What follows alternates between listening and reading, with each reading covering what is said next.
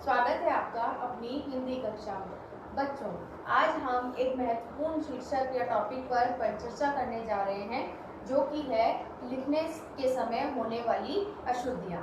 बच्चों, ये लिखते समय जो हमारी अशुद्धियाँ होती हैं, इसका कारण एक ही है कि हमारा मुख या हिंदी भाषा को सरल समझने की गलती करना। यानी आजकल बच्चे सोचते हैं कि हिंदी क्या है, हम आराम से उसको कर लेंगे, लेकिन लिखते समय वो अधिकतर अशुद्धियाँ करते हैं, वर्तनी संबंधी अशुद्धियाँ करते हैं। तो ये अशुद्धियाँ ना हो, इसके लिए हम आज कुछ उपाय पर परिचर्चा करेंगे और ज़्यादातर जो गलतियाँ बच्चे करते हैं, जिन मात्राओं की गलतियाँ करते हैं, आज हम उन पर चर्चा करेंगे। तो सबसे पहले हम जानते हैं कि वर्तनी की अशुद्धियों से बचने के लिए सबसे पहले हमें कौन से उपाय करने चाहिए। तो सबसे पहला जो उपाय है उसमें आता है कि विद्यार्थी व अध्यापक गण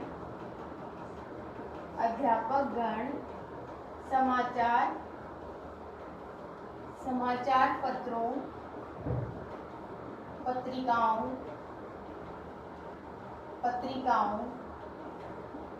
पत्रिकाओं मतलब डेली आपके घर में समाचार पत्र आता है या पत्रिकाएं, जो मासिक पत्रिकाएं आती हैं वो, और पत्रों, पत्रिकाओं और पुस्तकों से जुड़े रहें।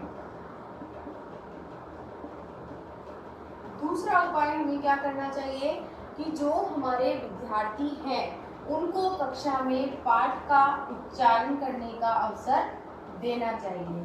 कक्षा में विद्यार्थियों को पाठ का उच्चारण करवाया जाए।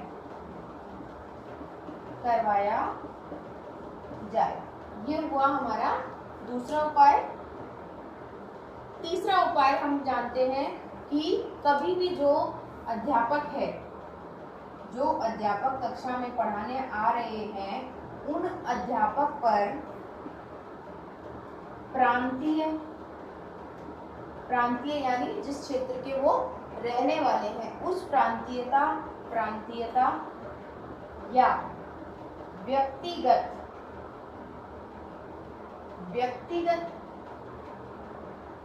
भाषा का उच्चारण ना हो। अध्यापक पर प्रांतीयता या व्यक्तिगत भाषा का प्रभाव ना हो। जैसे कई बार ऐसा होता है कि सरकारी विद्यालयों में जैसे कहीं का बाहर का कोई अध्यापक है और वो वहाँ आकर पढ़ा रहा है, जैसे राजस्थान का कोई अध्यापक है वो यूपी में जाकर पढ़ाए, और उसकी भाषा में यदि राजस्थान का टच होगा तो यूपी के बच्चे को वो समझने में परेशानी होगी और वो किसी शब्द का अर्थ कुछ और निकालेगा और उसका अर्थ कुछ और होगा।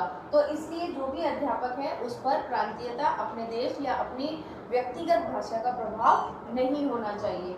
इसके बाद हमारा जो चौथा उपाय है वो है कि श्रुति सम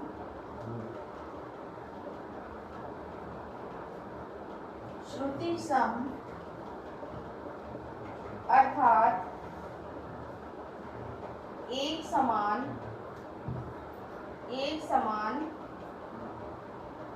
ध्वनि वाले शब्द जो सुनने में समान परंतु अर्थ में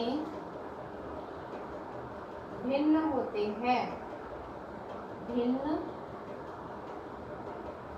हैं, उन शब्दों का उच्चारण बार बार अच्छे तरीके से जो है वो किसको करना चाहिए, अध्यापक को बार बार नहीं करना चाहिए। तो इस तरीके से हमने ये 4 उपाय जाने, है ना। अब हम आगे उपाय के बारे में बात करते हैं कि जब हम ये श्रुति सम जो शब्दार्थ हैं, जब हम इनको बच्चों को समझाएं तो हम बताएं कि कौन से वाले शब्द का कौन सा अर्थ होता है, क्योंकि जो सुनने में एक समान लगते हैं वो उनका अर्थ अलग अलग होता है।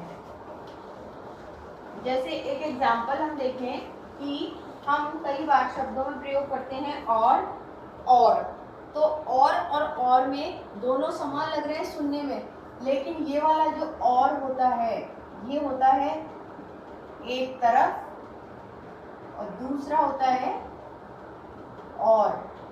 इसका मतलब होता है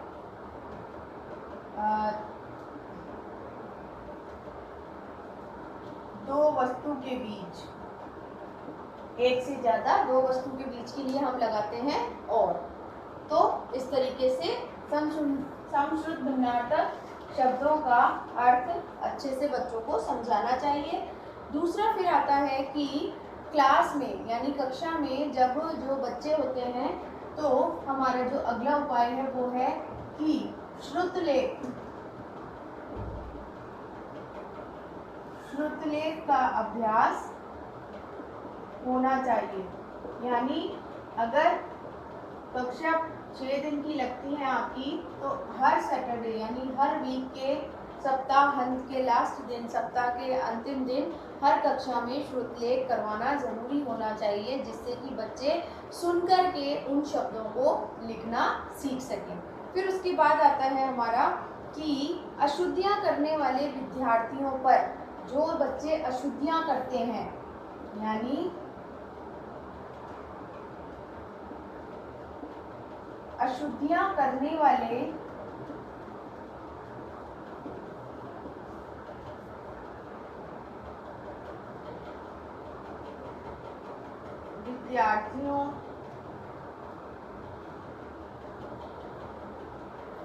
विद्यार्थियों पर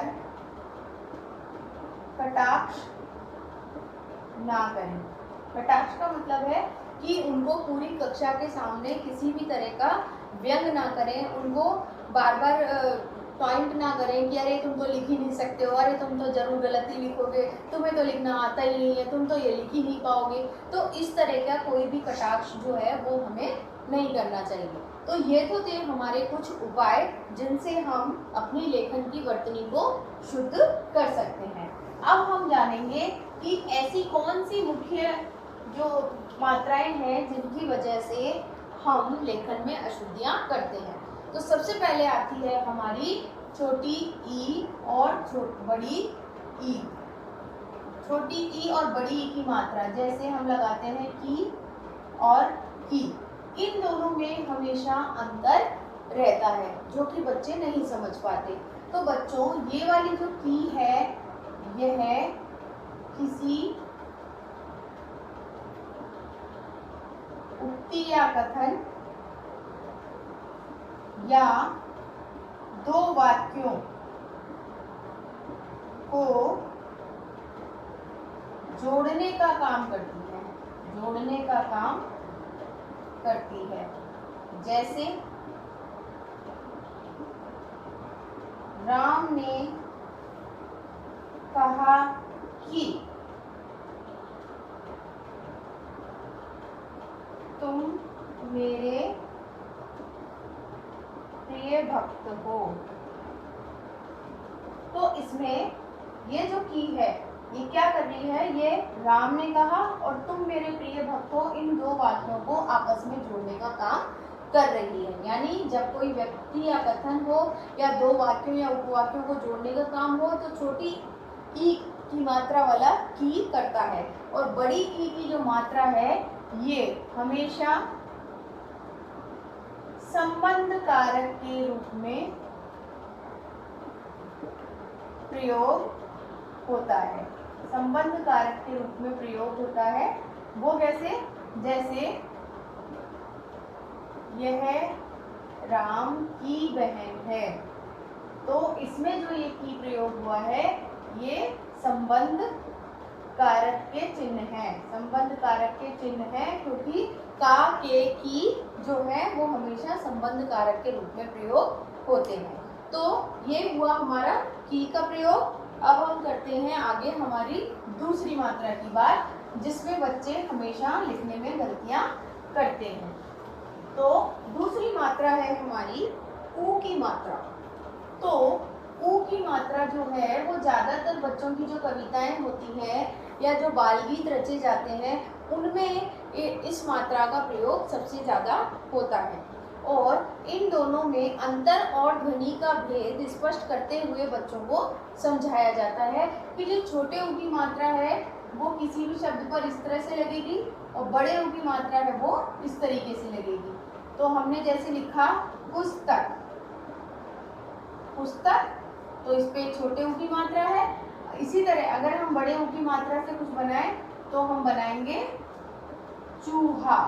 तो इस तरीके से जो खड़ी पाई वाले शब्द होते हैं उन पे तो ऊ की मात्रा इस तरह से लग जाती है, लेकिन बच्चे जो गलतियां करते हैं ऊ की मात्रा की वो करते हैं र वर्ण के साथ। अब र वर्ण के साथ ऊ की मात्रा बच्चे यही लगा देते हैं, जबकि ये गलत है। र की मात्रा जो र है इस पर हमेशा इस तरह से जो मात्रा लगती है ये होती है छोटे ऊ की, और इस रा पे अगर इसी को घुमाकर यानी ये भिंडी बनाकर अगर ये लगाई जाए मात्रा तो ये कहलाती है बड़े ऊ की मात्रा।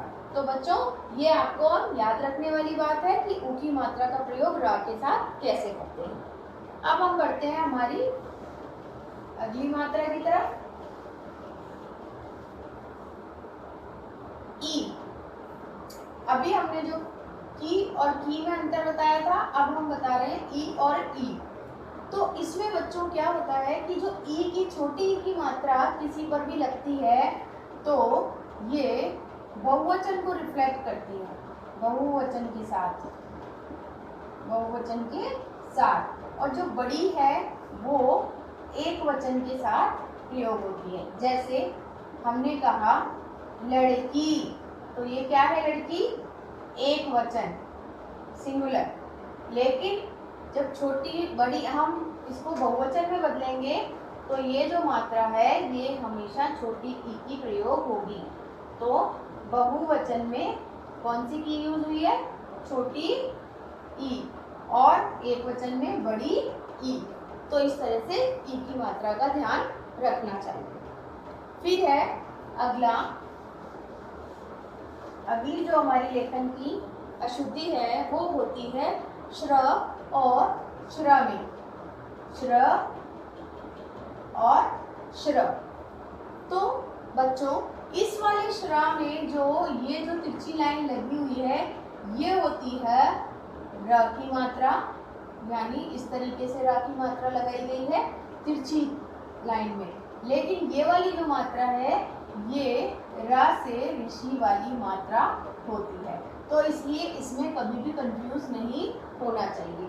इसमें ये जो मात्रा है जो नीचे सर्कल करके लगती है वो र से ऋषि की मात्रा मानी जाती है, और इसमें जो ये तिरछी लाइन लगी हुई है ये र की मात्रा लगी हुई है। अब नेक्स्ट जो हम पढ़ते हैं वो है ए और बड़ी ए की मात्रा। तो छोटी ए और बड़ी ए की मात्राओं को,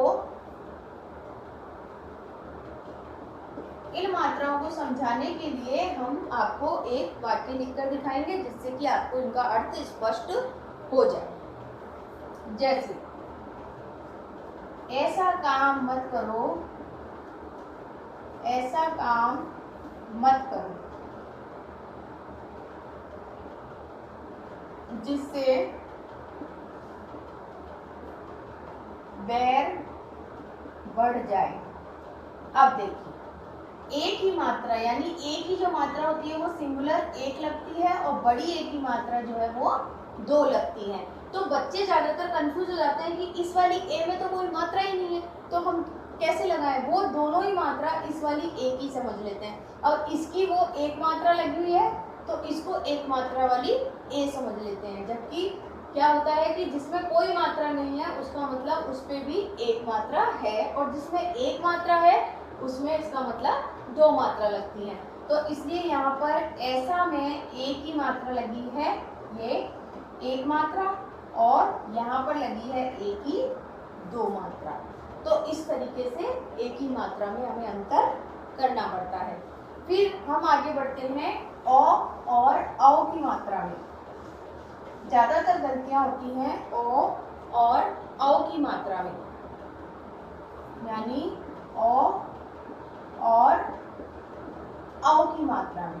तो इसमें ज़्यादातर बच्चों को जो कन्फ्यूज़न होता है तो उसको हम किस तरह से दूर कर सकते हैं?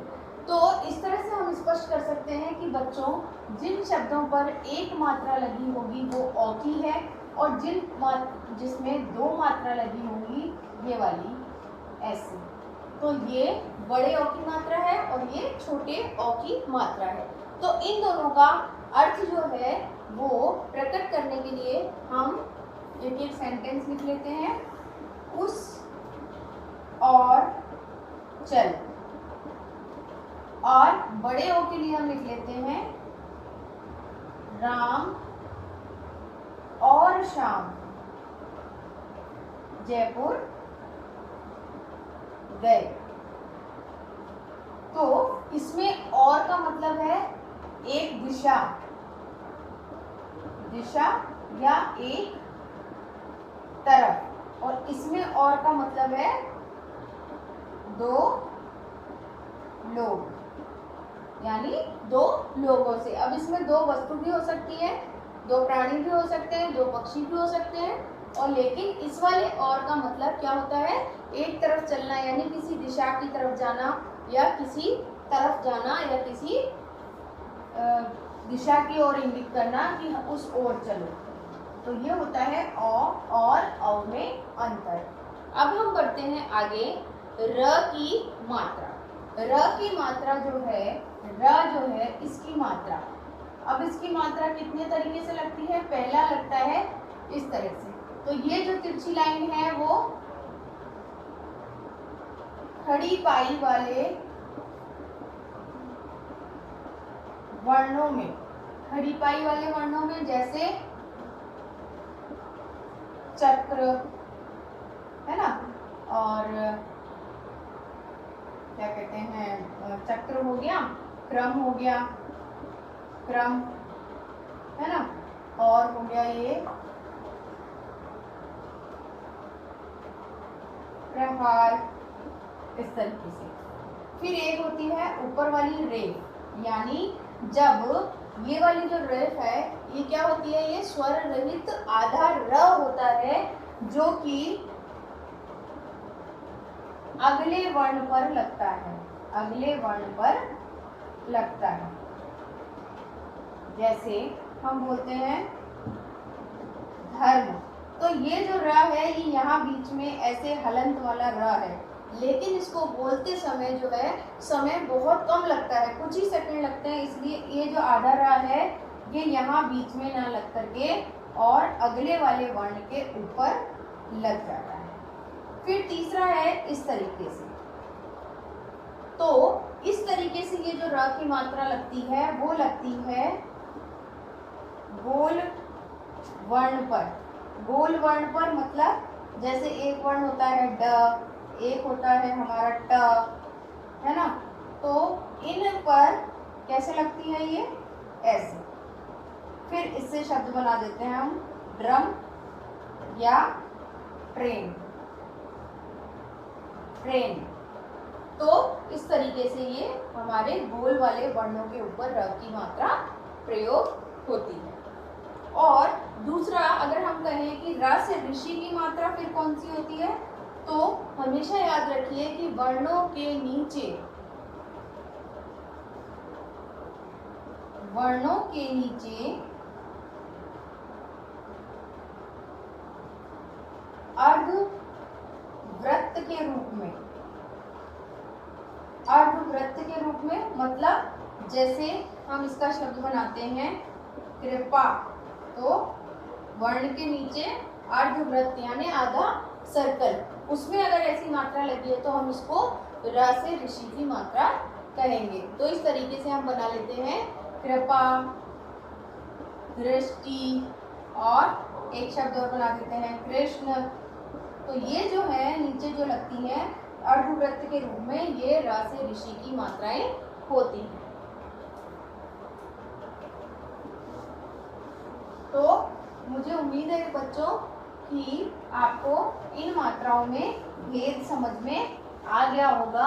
और अब आप जब भी ये मात्राएं प्रयोग करेंगे अपने किसी लेखन में या शिक्षण में, तो अब आपसे ये वर्तनी की अशुद्धियाँ नहीं होंगी। तो मेरे द्वारा बताए गए अभी सारे उपायों को आप अपनी अभ्यास पुस्तक में भी पढ़ सकते हैं। उसमें भी इन सारी मात्राओं को किस तरह से पहचानना होता है इसका विवरण दिया गया है। आप उसे पढ़िए, इससे आपकी लेखन क्षमता में बहुत ही सुधार आएगा, ये मुझे पूरी उम्मीद है।